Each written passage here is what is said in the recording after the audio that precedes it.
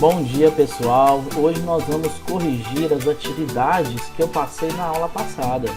Vem comigo!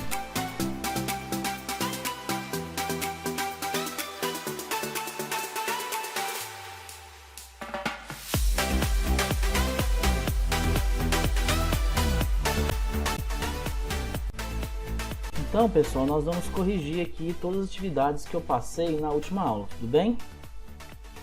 Nós vamos fazer aqui a leitura do exercício e nós vamos aqui discutir qual a alternativa correta e por quê, tá? Então, número 1 vem falando assim, ó. Ao encostar a mão em um metal e logo após em um pedaço de madeira, estando os dois últimos à temperatura ambiente, tem-se a sensação de que o metal está mais frio. Isso ocorre porque... Gente, nós discutimos sobre isso ainda em sala de aula, lá no Colégio Ápice, né? E nós, até eu dei o exemplo de quando você vai no hospital, né? Você vai no hospital, senta na maca. Ao sentar na maca, a maca tá fria. Mas quando o médico encosta em você aquele metal, né? Aquele instrumento que ouve o coração... Você dá até um pulo, né? A impressão que você tem é que ele está muito mais frio. Mas por quê? O que difere um do outro? É a condutividade térmica. Nós falamos sobre isso na sala de aula. Então, ó, isso ocorre porque a condutividade térmica da madeira, ela é o quê? Ela é menor do que do metal. Ou seja, a madeira consegue retirar menos calor no mesmo intervalo de tempo, né? Então, se o metal retira mais calor da sua mão, ele te dá a sensação de que ele está frio. Então, a número 1 seria a letra E. Tudo bem? Vamos passar aqui então para o número 2. Aqui, gente, a questão número 2, ela é bem parecida com a questão número 1, né? Ela envolve a condutividade térmica e envolve também essa absorção do calor, né? Essa taxa de absorção de calor. Então, nesse caso aí, ó, vamos fazer a leitura. Uma garrafa de vidro e uma lata de alumínio, cada um contendo 330 ml de refrigerante, são mantidas em um refrigerador pelo mesmo longo período de tempo. Ao retirá-las do congelador com as mãos desprotegidas, ou seja, com a mão direto nas garrafas, tem-se a sensação de que a lata está mais fria do que a garrafa. Isso é correto por quê?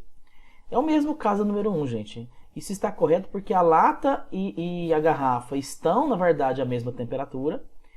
E o alumínio tem uma maior condutividade térmica do que o vidro.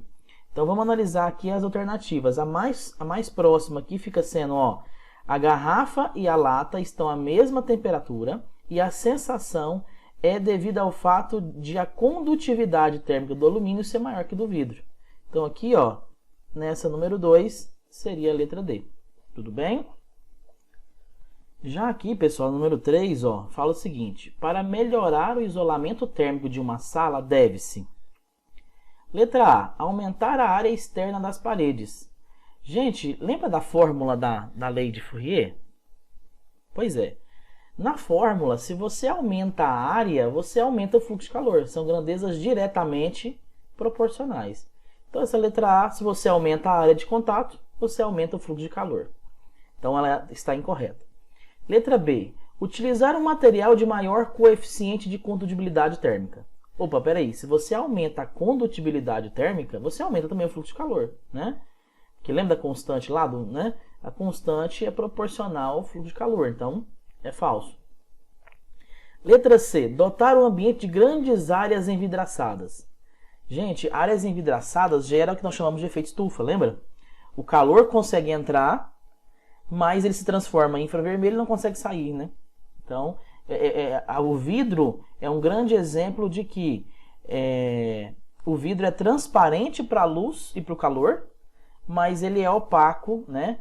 Para, no caso, como é que fala? Infravermelho, né?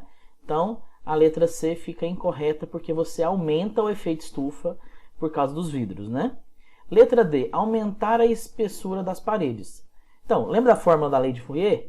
É tudo sobre L. Então, L e fluxo de calor são grandezas o quê? Inversamente proporcionais. Então, nesse caso dessa questão aqui, fica sendo a letra D, tá? Então, gente, o número 3 aí fica sendo a letra D, tá? Vamos ver aqui a questão número 4, né? Leia a charge a seguir e responda a questão. Esse rapazinho aqui fala assim, ó, vai um mate aí, compadre? Não, obrigado, é que esqueci minhas luvas de amianto, tá? Aí vem aqui, ó, com base na charge, nos conceitos de termodinâmica, é correto afirmar que as luvas de amianto são corretamente indicadas pelo chargista. Por quê? Gente, o que as luvas vão fazer? As luvas, elas possuem o quê? Uma baixa condutividade térmica, né? E espessura suficiente para evitar que o fluxo de calor queime a mão da pessoa. Então, nesse caso aqui, a alternativa correta é a letra C. Tudo bem? Então, lembre-se, a luva, no caso, é a mesma situação de você pegar um bolo, por exemplo, no forno. O tabuleiro está muito quente, né? E você põe aquelas luvas para pegar o bolo. O que vai acontecer? Aquela luva ela é bem espessa, não sei se já perceberam isso, mas ela é bem grossa, justamente para diminuir a condutividade térmica, né? E ela tem também uma baixa condutividade térmica, tanto é que é como se ela fosse cheia de esponjinhas, cheia de bolinhas de ar, porque o ar também é um bom isolante. Tudo bem? Gente, então vamos fazer aqui a questão número 5, ó. Em 2009, foi construído na Bolívia um hotel com a seguinte peculiaridade. Todas as suas paredes são formadas por blocos de sal cristalino. Uma das características físicas desse material é sua condutividade térmica relativamente baixa, igual a 6 watts por metro vezes grau Celsius. A figura a seguir mostra como a temperatura varia através da parede do prédio. Gente, só lembrando aqui, ó, watts, metros, graus Celsius. Isso aqui, 6 watts por metro vezes grau Celsius, é o seu coeficiente de condutibilidade térmica, tá? É o seu K, na verdade, né? Aí vem aqui assim, ó, qual é o valor em watts por metro quadrado do fluxo de calor por unidade de área que atravessa a parede? Então, ele quer o que, gente? Ó, fluxo de calor por unidade de área. Vamos para a lousa aqui, então, ó. Qual que é a fórmula? Qual que é a fórmula do fluxo de calor? Vai ser fluxo de calor igual a K vezes A vezes delta θ sobre L. O que ele quer? Ele quer o fluxo de calor por área. Então, essa área está multiplicando, ela passa aqui dividindo. Ó, fluxo de calor por área é igual a K vezes delta θ sobre L. Tá? Então, agora nós vamos extrair as informações lá do nosso texto, né? Então, vai ficar fluxo de calor sobre área igual... O nosso K vai ficar sendo 6 watts, né, por metro vezes grau Celsius. Então, aqui está aqui o nosso 6. Vezes... Qual que é a variação de temperatura? Vamos analisar ali? Deixa eu pegar aqui, ó. Qual que é a nossa variação de temperatura aqui, ó? A temperatura no exterior do prédio é 60 graus, né? E a temperatura no interior do prédio é quanto aqui, ó? 20 graus, ó, 60 e 20 graus, né? Então, vou voltar aqui, ó. Minha variação de temperatura vai ficar sendo 60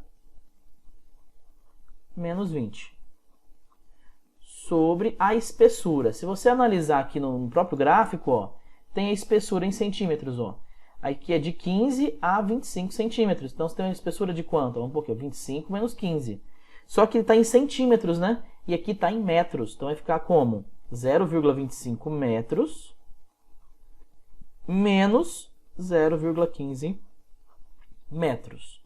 Então, meu fluxo de calor sobre a área vai ser 6 vezes 40, 240.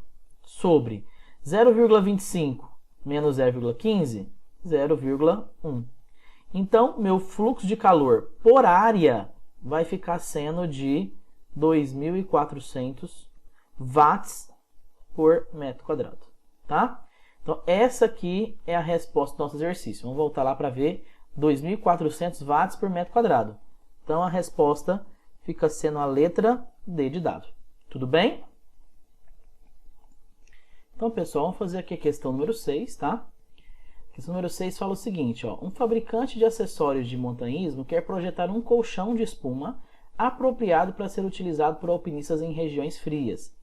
Considere que a taxa de transferência de calor ao solo por pessoa dormindo confortavelmente seja 90, aqui, ó, 90 calorias por hora.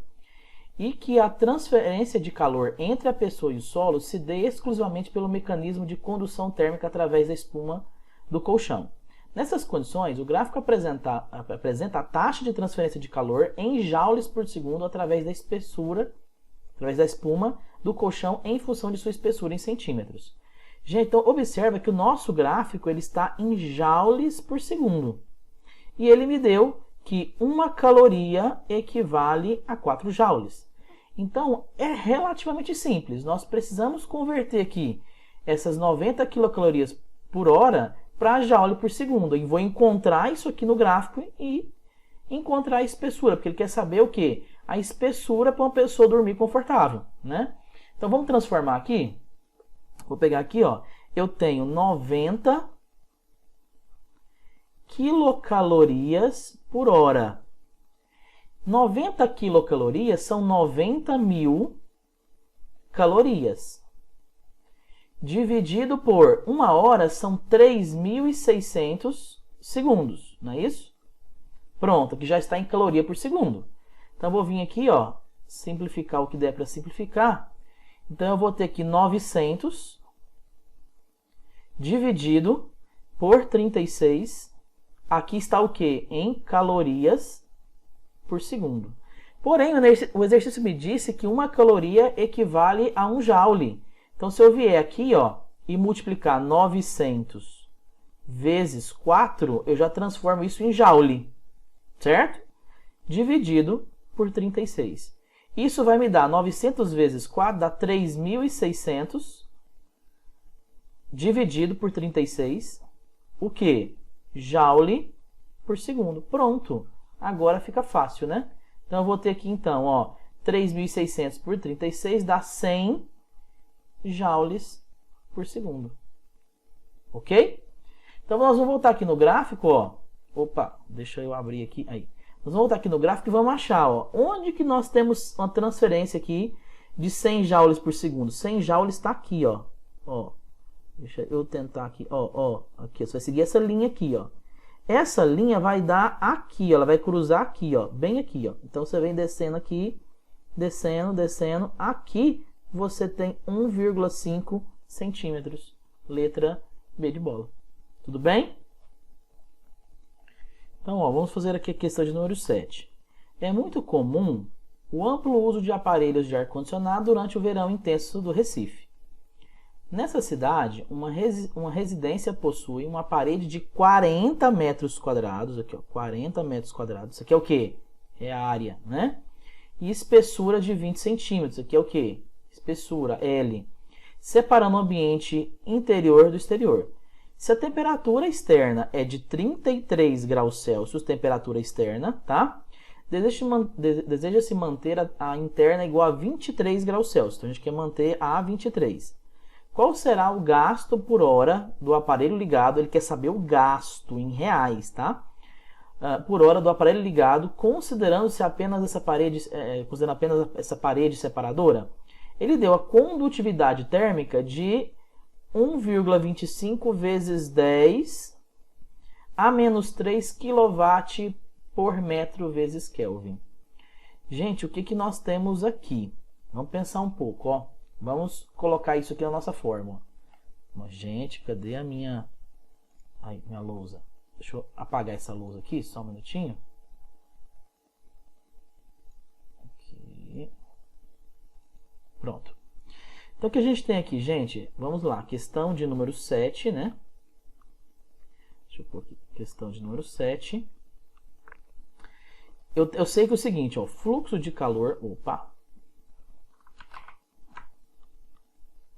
Fluxo de calor é igual a K vezes A vezes delta θ sobre L. Certo? Isso aqui é a fórmula da lei de Fourier. Eu sei também que o fluxo de calor é a quantidade de calor dividido pelo tempo. Não é isso? Então, vou pegar isso aqui, ó, e vou jogar dentro aqui do nosso fluxo de calor. Então, vai ficar assim, ó, Q sobre ΔT igual a K vezes A vezes Δθ sobre L. Tá? Nossa, esse risco aqui ficou bem sobre L. Melhorou. Então, o que eu vou fazer, gente? Aqui agora eu vou substituir meus dados. Lembre-se que se eu colocar aqui meu tempo em horas, eu vou encontrar a minha resposta em kWh. Porque a energia elétrica ela é medida em kWh. Então, eu vou colocar aqui a quantidade de calor que eu quero saber, eu não sei, sobre... Ele quer isso em quanto tempo? Por hora, em 1 hora. Então, 1 hora, que é igual ao meu K, que ele deu lá, é 1,25, vezes 10 elevado a menos 3, vezes a área ele forneceu, que é de 40 metros quadrados, vezes a variação de temperatura, que é 33 menos 23. Observe que isso aqui é uma variação de temperatura. Fala, Roberto, mas lá no exercício me disse que o coeficiente aqui de condutibilidade, ele é em Kelvin, né? Se você pegar lá, ó, deixa eu pegar aqui. Ele é aqui, ó, em Kelvin, ó. É kW por metro vezes Kelvin. Mas o que acontece? Se você for se recordar, a variação de temperatura em Celsius, Δθ em Celsius, é a mesma que Δθ em Kelvin. Como isso aqui é uma variação, tanto faz colocar em Celsius quanto colocar em Kelvin, tá? Sobre a espessura, qual que é a espessura que ele forneceu lá? 0,2 metros. Tudo bem? O que eu vou ter aqui então, gente? Vamos analisar. Então eu vou pegar aqui, ó. Q igual 1,25 vezes 40, vou pegar esse aqui, ó, 1,25 vezes 40 vezes 10, né? 1,25 vezes 40 dá 50, vezes 10 dá 500. 500 vezes 10 a menos 3 sobre 0,2. Eu vou ter então que a quantidade de calor vai ser 500 vezes 0,3 é a mesma coisa que 0,5, né? Você volta a casa, você volta a vírgula 3 casas sobre 0,2. Então, minha quantidade de calor nesse caso aqui vai ser de 0,5 dividido por 0,2 dá 2,5, o quê? Quilowatt hora. Eu coloquei aqui em hora, né? Então, a minha resposta aqui é em quilowatt hora. Então, isso quer dizer que esse ar-condicionado, ele consome 2,5 quilocalorias por hora. Por hora não, vezes hora, né? 2,5 quilocaloria a hora, né? Agora, pensa comigo, qual que é o custo que o exercício fornece ali, ó? Vamos pegar aqui, ó. O nosso custo, cadê? Aqui, ó. O nosso custo é de 60 centavos. É o custo do nosso quilowatt-hora é 60 centavos. Então, vou pegar aqui, ó. Eu tenho quantos quilowatt-hora? 2,5 vezes 60 centavos. Eu vou ter, então, que o custo desse quilowatt vai ser de R$ 1,50. Tudo bem? Então, esse é o valor final do nosso quilowatt. Então, você vem aqui e marca letra D de dado. Tudo bem? Fazendo, então, aqui, galera, a questão número 8, o que a gente tem? Ó? O congelador de uma geladeira é localizado em sua parte superior porque a transmissão de calor em seu interior se faz predominantemente por convecção. E o ar, o que vai acontecer, gente? Nós já discutimos sobre isso, né? Por que que o congelador fica na parte de cima, né? Tá aqui a geladeira, o congelador fica aqui em cima, ou seja, ele vai gelar o ar aqui em cima, né? Então o ar vai ficar mais frio aqui em cima e mais denso. Se o ar fica mais denso, o que acontece com ele? Ele desce. E o ar embaixo, que está um pouco mais quente que o de cima, fica menos denso. Ele faz o quê? Sobe. Então, nesse caso, o ar frio.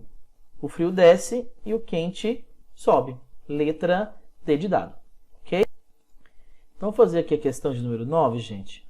Um dos métodos de obtenção de sal consiste em armazenar a água do mar em grandes tanques abertos, de modo que a exposição do sol promova a evaporação da água e o resíduo restante contendo sal possa ser finalmente processado. A respeito do processo de evaporação da água, analise as afirmações a seguir. Primeira, a água do tanque evapora porque sua temperatura alcança 100 graus Celsius. Gente, imagina se toda a água do mar armazenada nesses tanques tivessem que alcançar 100 graus Celsius para evaporar, né?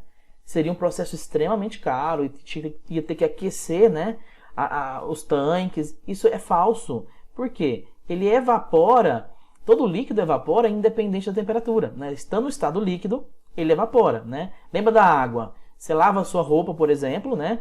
E você vai no varal e coloca a sua roupa. A água que está na roupa, ela atinge 100 graus? Não. Mas mesmo assim ela evapora com o tempo. É um processo mais demorado, mas acontece, tá? Vamos ver a próxima aqui, ó. Ao absorver radiação solar, a energia cinética de algumas moléculas de água aumenta e parte delas escapa para a atmosfera. Isso aqui é verdadeiro. Mesmo sendo líquido, se você aumenta a temperatura, você aumenta a energia cinética das partículas, né? Do líquido. Se você aumenta a energia cinética, você aumenta o escape delas para a atmosfera. Então é verdadeiro. A terceira, durante o processo, linhas de convecção se formam no tanque, garantindo a continuidade do processo até que toda a água seja evaporada. Gente, veja bem, você tem a água aqui, né? A luz do sol bate na parte superficial aqui da água. Então, onde vai aquecer mais? Em cima. E embaixo vai ficar mais frio. Opa, se o quente já está em cima e o frio já está embaixo, não faz convecção. Isso aqui é falso. Então, apenas a 2 é verdadeira. Letra B de bola. Ok? Vamos para a última questão. Então, pessoal, fazendo aqui a questão número 10, observe as figuras a seguir sobre a formação das brisas marítima e terrestre. O que acontece durante o dia? Durante o dia, a areia esquenta mais rápido, né? Então, ela libera um ar quente, então o ar quente sobe, e isso arrasta o ar frio, porque a água demora mais para poder aquecer, e esse ar frio é jogado para dentro do continente durante o dia. Durante a noite, o processo é ao contrário, né? Da mesma forma que a areia ela esquenta mais rápido, ela também esfria mais rápido, né? Então, aqui no continente você tem um ar frio. E a água demora mais para poder liberar esse calor, então vai liberando calor aos poucos, né?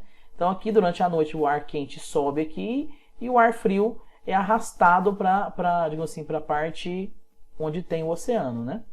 E ele pergunta, dentre as alternativas a seguir, indica que explica corretamente o fenômeno apresentado nessa figura, né? É claro que é um exemplo de convecção térmica, isso é fato, né? E ocorre pelo fato de a água ter um calor específico maior do que a areia. Se a água tem um calor específico maior do que a areia, ela demora mais para absorver calor e demora mais para liberar calor, então dá certo. Dessa forma, a temperatura da areia se altera mais rapidamente, então fica sendo a letra A alternativa correta. Tudo bem? Então aqui nós corrigimos todos os exercícios do Consolidando Saberes do capítulo 4, tudo bem? E vamos agora para alguns exercícios do capítulo 5. Já volto. Então, pessoal, estou aqui no Aplicando Conhecimentos, né, da página 209, tá? E nós vamos aqui, então, resolver alguns exercícios que eu passei para vocês na aula passada, não é isso? Então, o número 1, nós já discutimos na aula passada. O número 1 é a letra D de dado, tá? E agora nós vamos fazer a questão número 2, não é isso? O número 2 fala assim, ó. Numa aula de laboratório, no curso de soldagem da FATEC, um dos exercícios era construir um dispositivo eletromecânico utilizando duas lâminas retilíneas de metais distintos, de mesmo comprimento e soldadas entre si, formando o que é chamado de lâmina bimetálica. Para isso, os alunos fixaram de uma maneira firme uma das extremidades quando deixam a outra livre, conforme a figura. Então, ó, essa lâmina de cima é a lâmina A e a lâmina de baixo é a lâmina B. Considere que ambas as lâminas estão inicialmente sujeitas à mesma temperatura e que a relação entre os coeficientes de dilatação observa isso aqui, gente, ó, o coeficiente de dilatação A é maior que o coeficiente de dilatação B. Ao aumentar a temperatura, da lâmina bimetálica é correto afirmar que... O que vai acontecer, gente? Vou tentar explicar de uma forma mais tranquila para vocês entenderem, né? O coeficiente de dilatação de A é maior que de B. O que isso quer dizer? Quando você aquece as duas, olha aqui na minha mão, ó, a de cima vai aumentar de tamanho mais do que a B. Então, o que vai acontecer? A B, por aumentar menos, ela vai puxar, observa, ela vai puxar para baixo. Né? Então, ó, observa aqui, ó, essa aqui cresce mais, essa cresce menos, né? Fica desproporcional, essa aqui fica maior do que essa, então a menor puxa a maior. Pensa assim, a menor puxa a maior. Então, o que vai acontecer, então? Tanto a lâmina A quanto a lâmina B curvam o quê? Para baixo, letra D de dado. Tudo bem? Pessoal, vamos fazer aqui, então, a questão de número 3. Fala o seguinte, ó. Uma barra de cobre de 200 centímetros de comprimento a 0 graus Celsius é aquecida a 100 graus. O coeficiente de dilatação linear do cobre é 17 vezes 10 a menos 6 graus Celsius a menos 1. Determine, letra A, a dilatação linear da barra. O que nós vamos fazer, galera? Vamos fazer aqui. Vamos resolver essa questão aqui, tá? Deixa eu só mudar aqui. Beleza. Então, ó, veja bem. Essa é a questão de número 3, né? Um pouco de questão número 3. Deixa eu diminuir um pouco o tamanho desses giz aqui. Beleza. Questão número 3. Então, meu Deus. Aí. Então, aqui nós vamos ter o seguinte, ó. Eu sei que ΔL é igual a alfa vezes L inicial vezes Δθ, não é isso? Ou seja, a variação de comprimento vai ser o coeficiente de dilatação vezes o tamanho inicial vezes a variação de temperatura. Vai ficar assim, ó. ΔL igual. Qual que é o nosso coeficiente aqui? 17 vezes 10 a menos 6. Vezes. O tamanho inicial, ele deu em centímetros. Você pode deixar em centímetros mesmo. 200 centímetros. Se você colocasse em metro, a resposta é 100 metros, né? Vezes a variação de temperatura. Então, ele aqueceu até 100 e estava em 0. Então, o que nós temos aqui, então? A nossa variação de tamanho vai ser... Se você pegar aqui, ó, 17 vezes 200 vezes 100, você vai ter 340.000 vezes 10 a menos 6. Se você voltar aqui 6 casas, né? Então, meu ΔL vai ser 0,34, como a gente colocou em centímetros, tá? Então, essa aqui é a resposta da número 3, letra A. Vamos fazer agora a letra B. O que a letra B pergunta? A letra B pergunta o seguinte, ó, o comprimento final da barra. Então, ó, eu sei que o nosso ΔL, ele é o tamanho final menos o tamanho inicial. Eu quero saber esse aqui, ó, o tamanho final da barra. Então, vai ficar assim, ó, 0,34 foi o ΔL que eu achei aqui, que é igual a L, que eu quero descobrir, menos o L inicial, que é 200. Então, meu L vai ser 200 mais 0,34. Então, meu L vai ser 200,34 centímetros. Pronto. Está aí respondido a letra B também. Ok?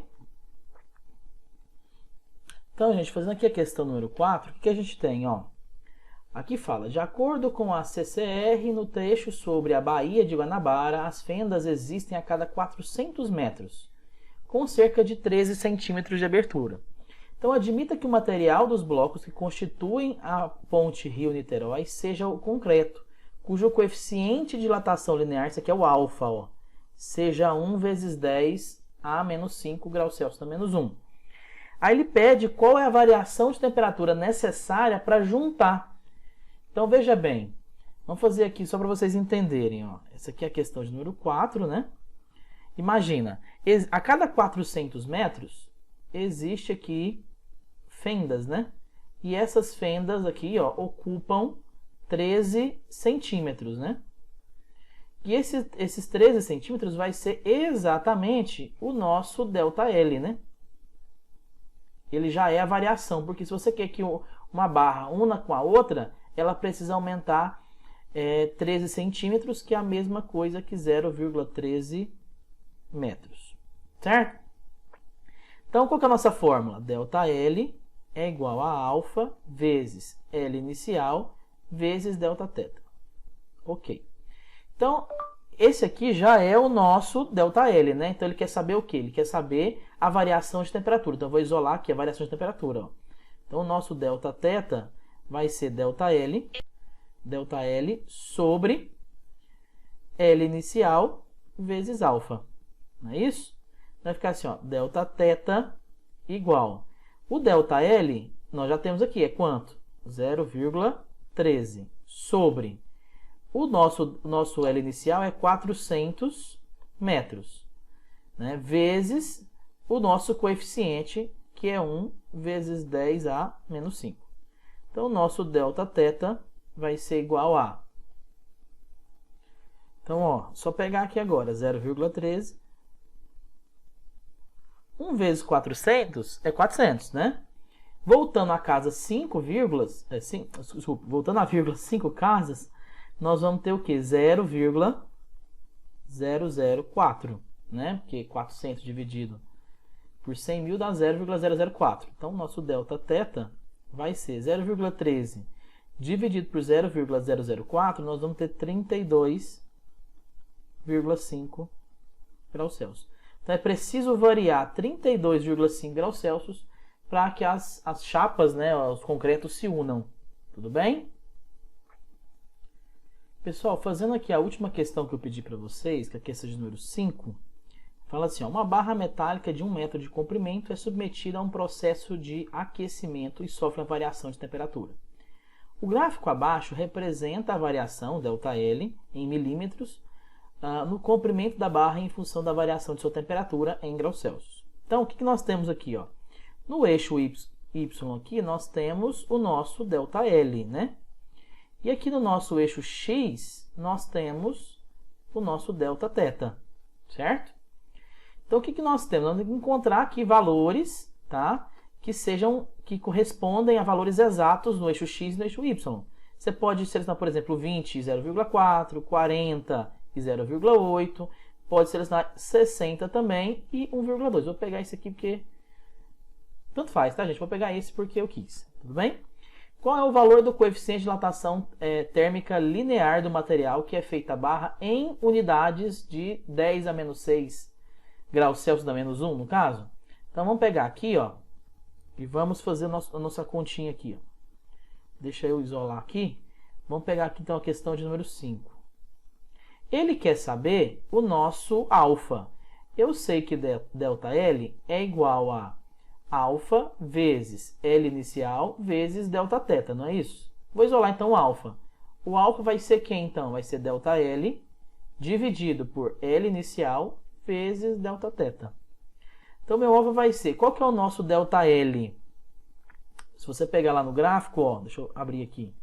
Nosso ΔL, no caso, eu escolhi o 1,2.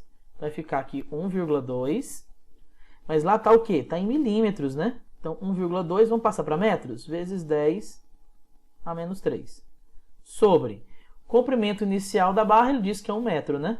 Vezes a variação de temperatura lá no gráfico.